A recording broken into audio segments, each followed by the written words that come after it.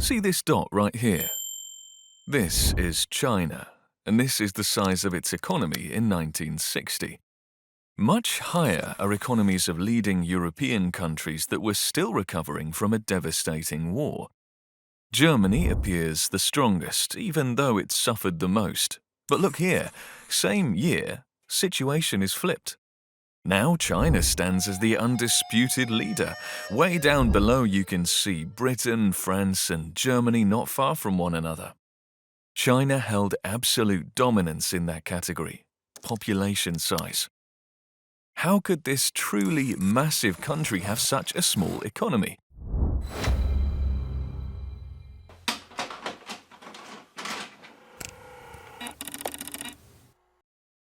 At the time, it was a poor nation reliant on agriculture.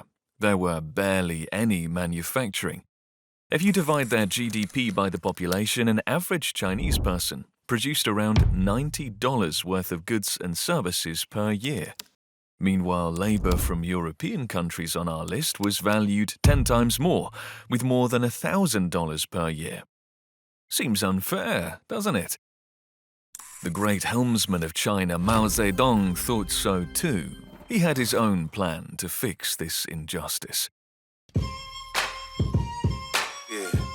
Before we dive in, we want to ask you a question. Over the past few months, we've seen quite a few comments saying you're not getting notifications about our new videos. It's really important to us that everyone in our community, whether you're new here or have been with us from the very beginning, actually sees our videos and enjoys just as we do. So, to make sure we don't lose each other along the way, please hit that little bell so you don't miss any of our new videos. Enjoy watching.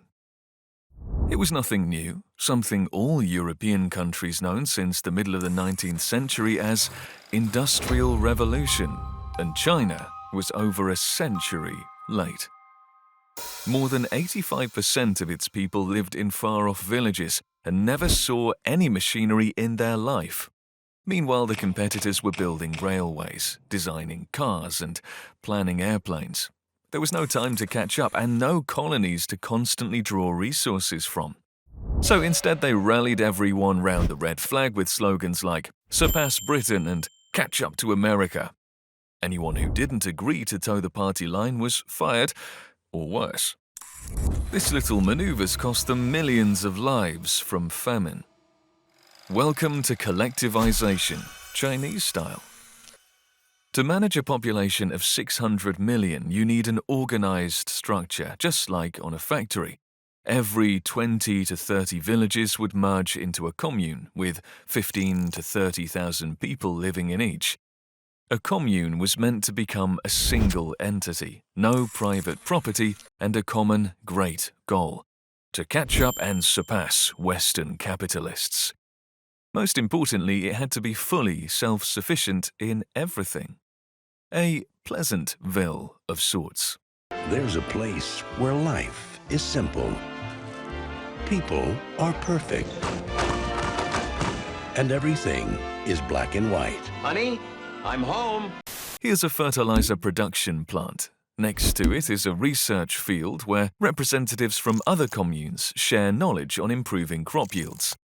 To store this record harvest, granaries have been built nearby.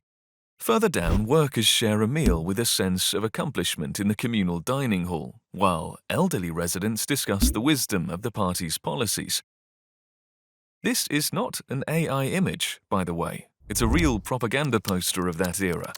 It meant to show how life could look like after the Great Leap Forward. That was the grand name of Mao's economical plan. So, what were they trying to surpass the West at? Industry, of course. Mao Zedong put it in a modest way. We should not call ourselves the best in the world, but there is nothing wrong with becoming the largest producer of steel. So, how did this agrarian country plan to become the world's largest steel producer? Show the China's Pleasantville poster one more time. We're not trying to make you thrill with party zeal. I swear it's about pillars of the Great Leap. There they are, the blast furnaces where crude iron and steel was smelted. April 1958, the great helmsman announces the Great Leap. Same April, 50,000 such furnaces were built. By August, the number had reached 240,000, and by September, it grew to 350,000. Hundreds of thousands of Chinese across the country were engaged in producing iron and steel in these small, tower-like structures. The strategy prioritized quantity over quality, putting technology aside. Some clay and bricks and voila, a village-style metallurgical furnace. Makeshift construction sprouted everywhere. Large ones, medium-sized ones, and even very small ones like these. Here's a clearer photo, one of the furnaces that has survived to this day. State ordered yesterday peasants to transform into industrial workers. Fields were abandoned en masse. The results were immediate. Just look at this chart. In a single year, steel output doubled, skyrocketing to 1 million tons, a true great leap forward. A leap that only existed on the front pages of official newspapers. In reality, half of the steel produced in these new furnaces was entirely unusable. Probably because to produce steel you need iron ore, not smelted pots, pans, tools, and doorknobs taken from people's homes. That's right. Former peasants would smelt iron in homemade furnaces using everyday household items. The result was a brittle, low-quality metal that couldn't be used for anything practical. As a result, the official statistics for 1958 and 1960 showed a massive spike in iron production, a nearly five-fold increase over 3 years. But this house of cards couldn't go for long. Production figures soon returned to previous levels. The makeshift backyard furnaces were just as quickly deemed useless, leaving only the slow, steady progress of large-scale industrial plants. But it turned out for worse. Abandoned fields, irrational collectivization, random metal smelting, widespread corruption, the inflation of statistical reports, and the systematic downplaying of problems all led to a perfect storm. The agricultural sector was left crippled, setting the stage for a severe famine. A massive death toll, 30 to 45 million people lost, 5% of the population at the time. This finally made Mao realize that agriculture was not his strong suit. He leaves it to Liao Shaoqi and Deng Xiaoping to pick up the mess. Together they launch a policy of restoration following the Great Leap. But what Mao excelled at was party intrigue. Next time Mao takes the helm, it leads to a bloody mess called Cultural Revolution. It's out of scope for this conversation, but let us know in the comments if you want us to go in depth on that topic. What's more important now is how the Great Leap made China realize what it really needs, and that is industry. Even though the beginning ended up in a catastrophe, the country was put on the tracks of industrialization.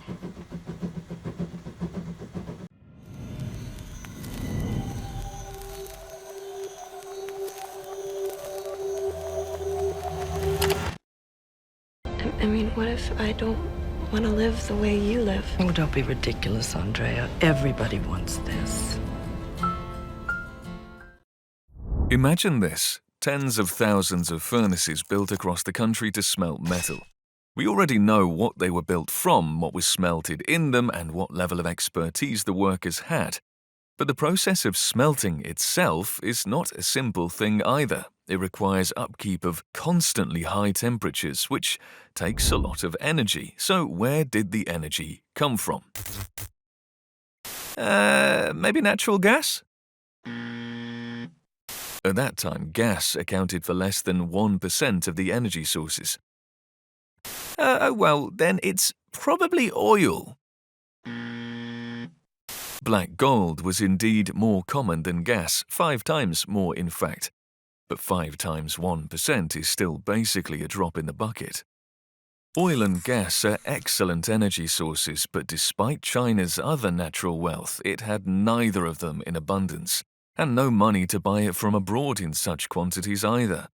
With $90 a year per capita, foreign oil and gas are a pipe dream. And so it was one source China didn't need to get from outside: a black, sooty, brittle rock called coal. That's what would kickstart China's industry into a powerhouse we know it today as. In 1957, it supplied 94% of the Red Dragon's energy, but this graph shows an even clearer picture. This line is their total energy consumption. By the way, do you recognize this peak? That's the Great Leap Forward, when tons of energy went to waste, and right after is the period of recovery. Now, if we add a line for coal consumption, it almost perfectly overlaps with the red one. During this time, other energy sources hover near zero. Their time had not yet come. The heavy reliance on solid fuel has a simple explanation. China is chock full of coal. Even back in the Middle Ages, the Venetian traveller Marco Polo noted, "All over China there are black stones that are dug from the mountains. They burn like logs." A bit more modern survey of China's soil using newer geological tech was done in the 1870s by a German geologist, Ferdinand von Richthofen. His conclusion: at the current rate of consumption, the coal reserves in Shanxi province alone are sufficient to supply the world for thousands of years. Of course, he could not have known how much industry would expand in the following centuries, nor how insatiable her appetites would become. Still, his assessment accurately reflected China's immense resource potential, which went on to define its energy strategy for decades to come. Even today, coal remains their primary energy source, meeting over half of the entire country's needs. Meeting with ease, since China holds the world's third largest reserves of it. By the way, on screen you see the 5 countries that together hold 75% of global coal reserves. You could say you're looking at all the guardians of the black stone. Fortunately for Chinese citizens, their authorities are thinking about future generations and working to reduce coal's usage. Over 8 years, they've managed to cut it by 9%. In absolute terms, however, coal consumption actually continues to grow. China's plan is to peak it in 2028 and then begin a radical energy transition. But why move away from fossil fuels at all? There's so much of it right under their feet. Just pick it and use. Oil and gas is still everywhere. Not like people aren't looking for more of it. Sure, but there's a caveat. China's advantage comes with a huge drawback: acid rain. Oh my. Please, it's just, I don't know, drizzling.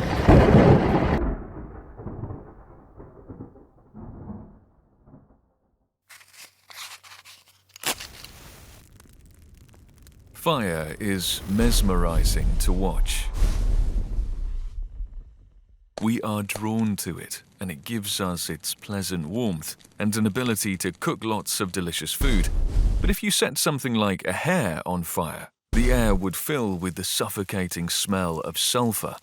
Light an IQOS, the smell might just make someone throw up. Burning something like coal is significant for 2 reasons. On one hand, we heat our homes, power industrial production, and boost national economy. On the other hand, we assault its environment.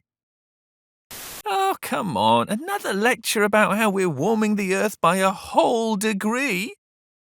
No, not this time. We've already made a bunch of videos on those topics. Links are in the description.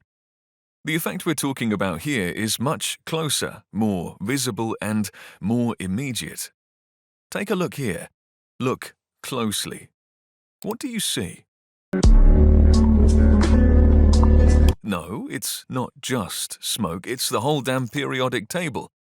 This smoke contains at least 20 elements considered environmentally hazardous, but the main killers are fluorine, selenium, mercury, and arsenic.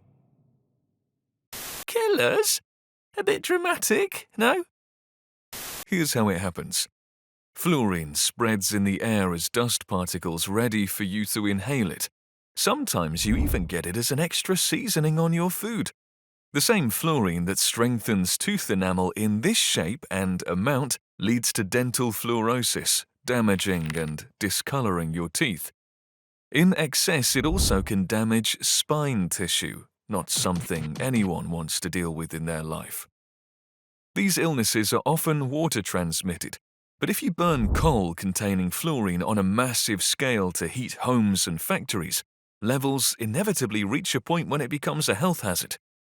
The typical concentration of fluorine in coal is 88 milligrams per kilogram. In China, it's nearly double the average, and there are regions with an unbelievable 2,000 milligrams per kilogram.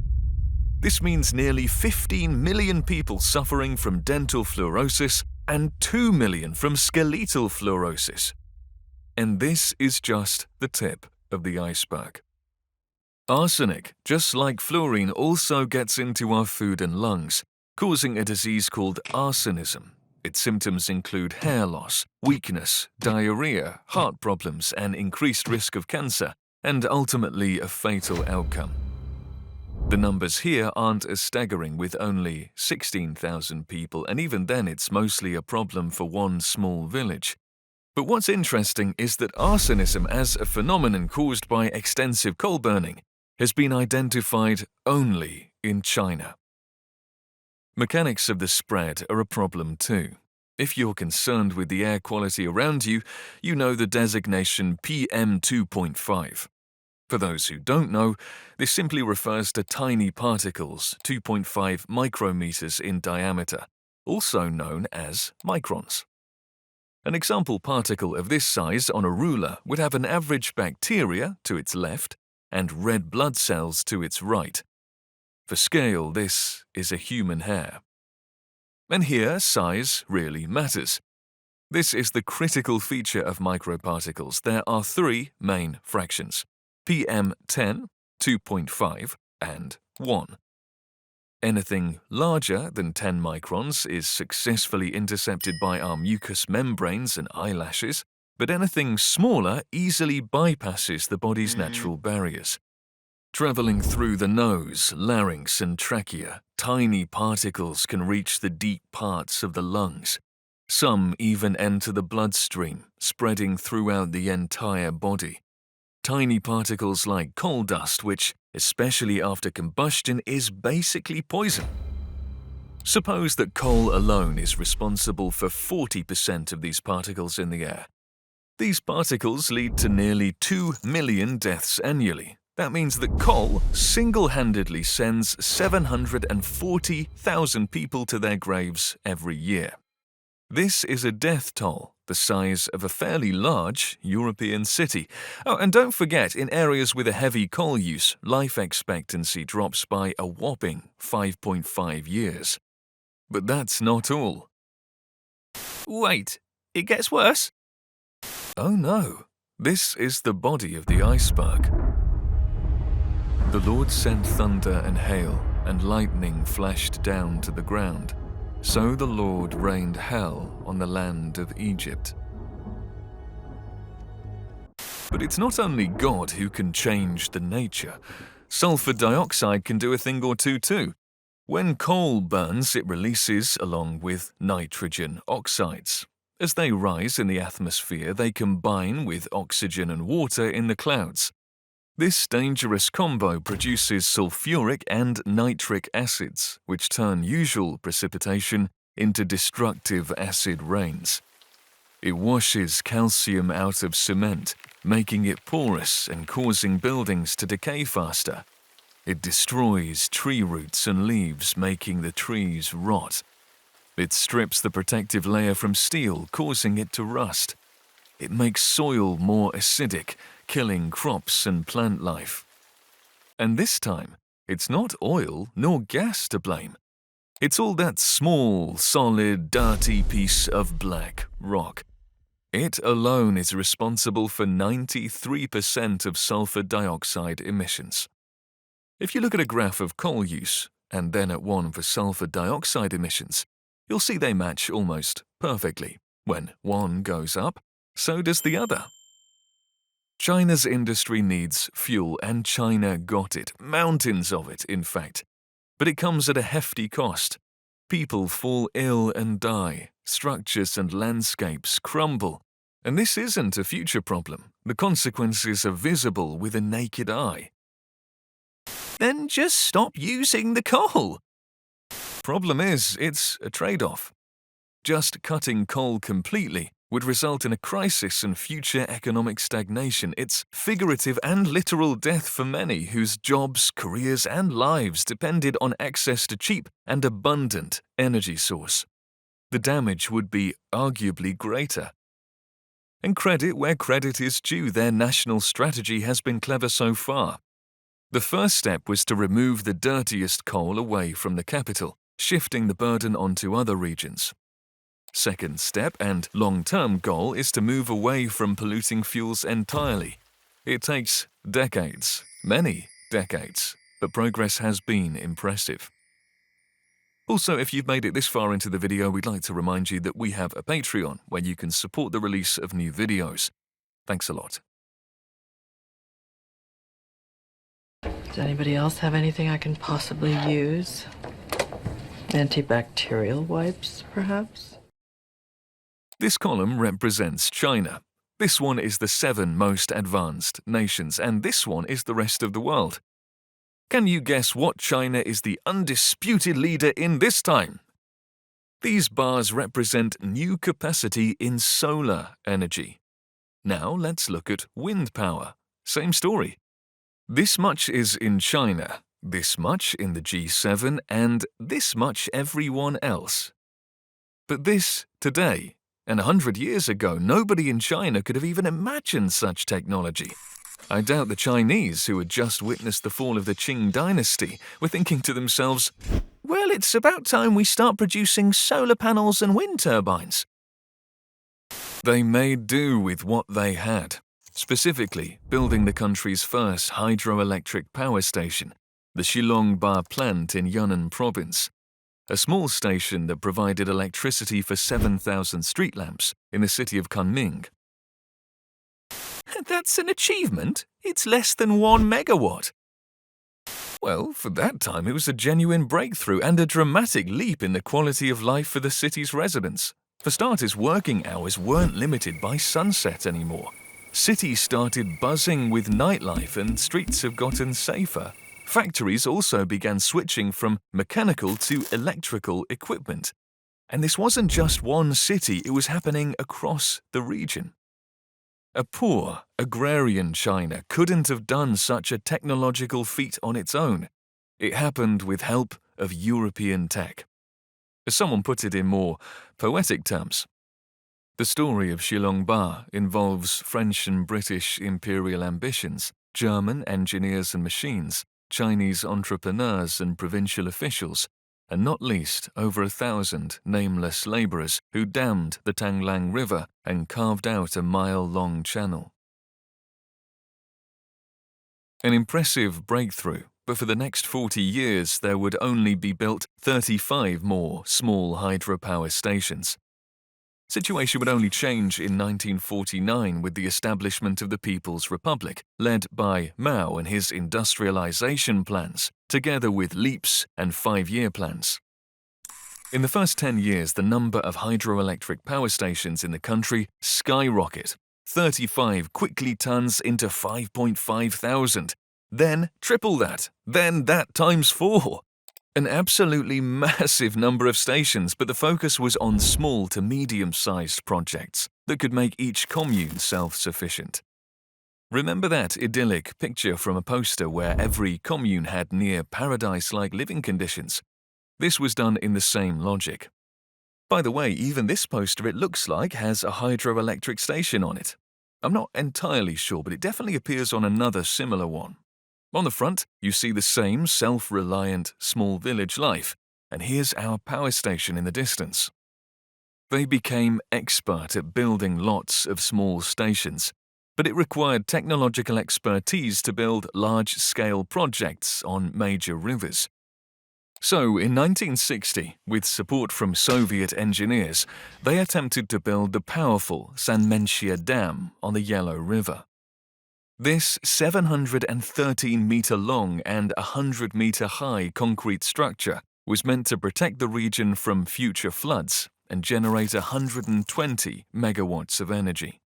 For comparison, the very first hydroelectric plant, the tiny Shilongba, produced just half a megawatt, and after decades of upgrades, it only reached 6 megawatts. The new project aimed for 20 times that capacity. And of course, things didn't go as planned. Silt began accumulating behind the dam, damaging the structure and reducing its actual output to just a fifth of the intended capacity. The rising water level caused by the silt forced a relocation of local residents.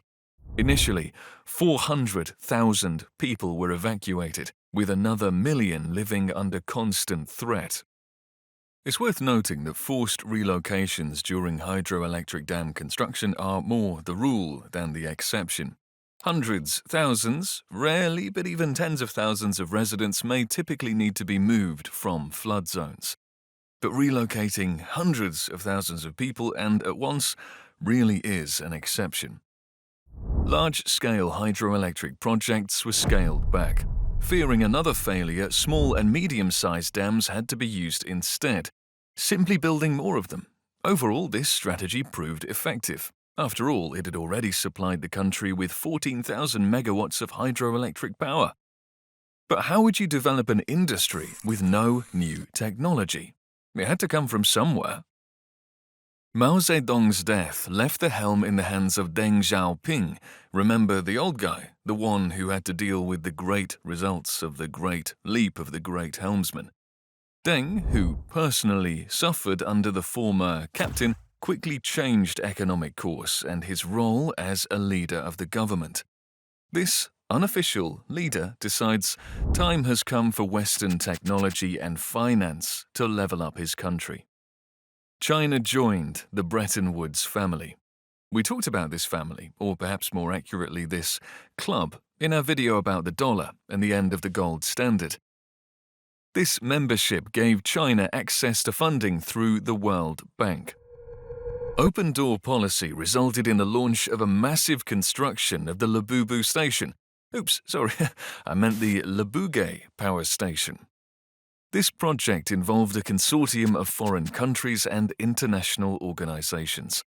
103 meters tall, with a capacity of 600 megawatts, 5 times greater than the notorious Sanmenchia, Labuge Dam began operation in 1988. It remains in successful operation today. What's extra symbolic is that it's located in the already familiar Yunnan province, where the very first Shilongba station was built back in 1912, also thanks to international cooperation. And while the Labuge Dam appears incredibly powerful compared to Shilongba, both look like tiny insects next to this titan made of stone, standing 185 meters high and 2.5 kilometers long. Before you is a true giant and record holder of its time, the Sanjia, or Three Gorges Dam. The colossal effort of international experts from Canada, the US, France, Switzerland, Norway, Germany, Brazil, Italy, Japan, and China itself succeeded in building this monster with a capacity of 22,500 megawatts. To this day, China is home to the largest hydroelectric power station in the entire world. In a single year, it generates 103 million megawatts of electricity. That's equivalent to nearly 32 million tons of coal. The construction of the Three Gorges Dam saves the population and the environment from 32 million tons of coal, 87 million tons of CO2, 20,000 tons of sulfur dioxide, and 20,000 tons of nitrogen oxides. That means less acid rain and therefore fewer illnesses and deaths. And that's just from one single station, even if it is the largest. The total energy generated from hydropower across China is 3.2 billion megawatts. This means that today, hydropower alone saves the country from burning nearly 1 billion tons of coal each year. Not bad for a once poor agrarian society.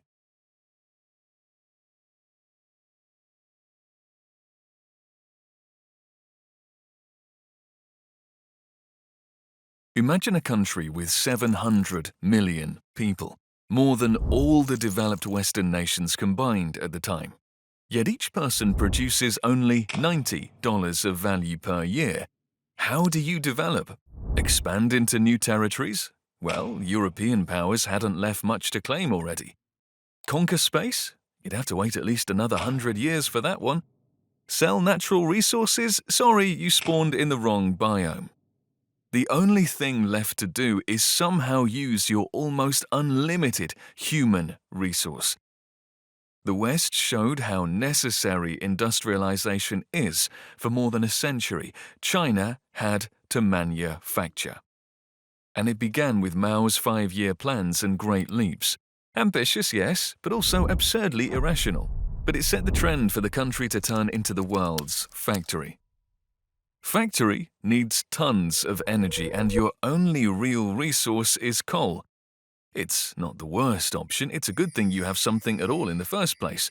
But burning it on a massive scale harms everything around it, living and non-living alike. It's a dilemma. You either stagnate or push forward with industrialization while looking for less harmful energy sources. And water was first the thing that fit the bill. First, lots of small, then medium, and eventually a few giant hydroelectric power stations appeared across the country. But before water, another resource you're already familiar with made it to China: oil. It quickly split some of coal's share, securing the respectable second place. Third place went to natural gas. So don't be surprised by only a modest portion of energy coming from hydropower at this point. Necessary technology would arrive a few years later, alongside the big money.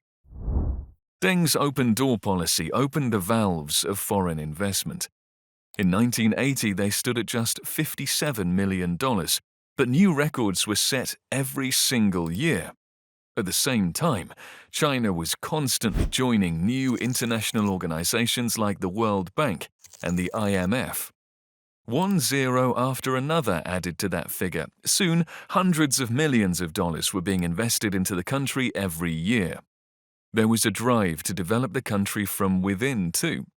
In 1992, already an old man, Deng took a tour around South Chinese provinces, promising local business elites a bright capitalist future.